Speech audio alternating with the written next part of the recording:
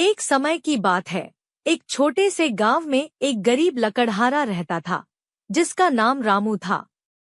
रामू हर दिन जंगल में जाता, पेड़ों से लकड़ियां काटता और उन्हें बाजार में बेचता था। लेकिन उसके जीवन में एक अजीब सी उदासी छाई हुई थी। एक दिन जब वह जंगल में लकड़ी काट रहा था, तभी उसकी कुल्हाड़ी अचानक से हाथ से फिसलकर एक गहरे कुएं में गिर गई। रामू बहुत घबरा गया और कुएं के किनारे बैठकर रोने लगा। तभी कुएं से एक सुनहरी रोशनी चमकी और एक जलपरी प्रकट हुई। जलपरी ने रामू से पूछा, क्यों रो रहे हो रामू? रामू ने उसे पूरी बात बताई और कहा, मेरी कुल्हाड़ी बहुत पुरानी थी, लेकिन वह मेरे जीवन का एकमात्र साधन थी। अब मैं लकड़ी कैसे काटूंगा? जलपरी ने मुस्कुराते हुए कहा, चिंता मत करो, मैं तुम्हारी कुल्हाड़ी वापस लाती हूँ। इतना कहकर जलपरी कुएं में गायब हो गई और कुछ ही पलों में एक सुनहरी कुल्हाड़ी लेकर वापस आई। जलपरी ने रामू से पूछा, क्या यह तुम्हारी कुल्हाड़ी है? रामू ने ईमानदारी से जवाब दिया, नहीं, यह मेरी कुल्हाड़ी नहीं है। जलपरी ने फिर से कुएं में गोता लगाया और इस बार वह एक चांदी की कुल्हाड़ी लेकर आई। उसने फिर से पूछा, क्या यह तुम्हारी कुल्हाड़ी है?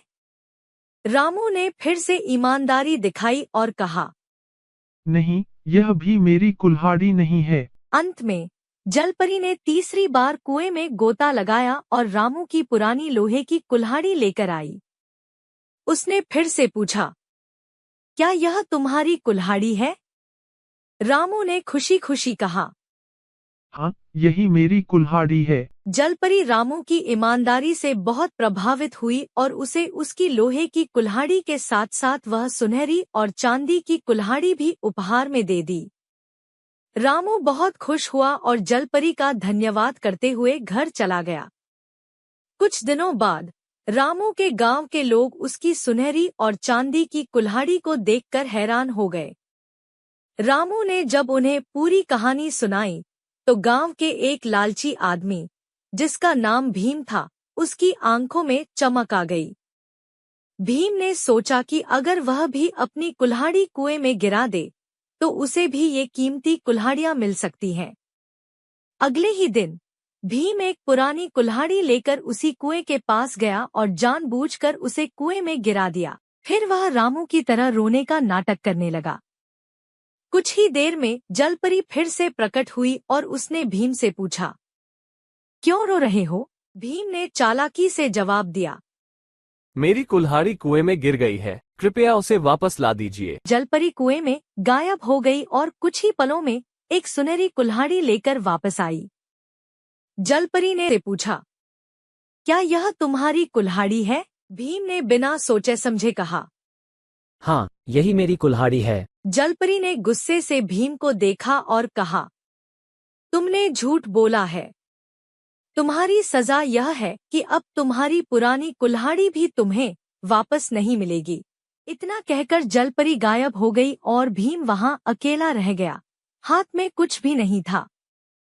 यह कहानी गांव में जल्दी फैल गई और सभी को समझ में आ गया कि ईमानदारी से जीने में ही असली खुशी है।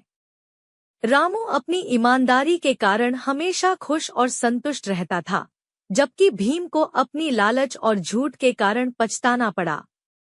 कहानी का अंत यह सिखाता है कि जीवन में ईमानदारी और सच्चाई ही सबसे बड़ा धन है।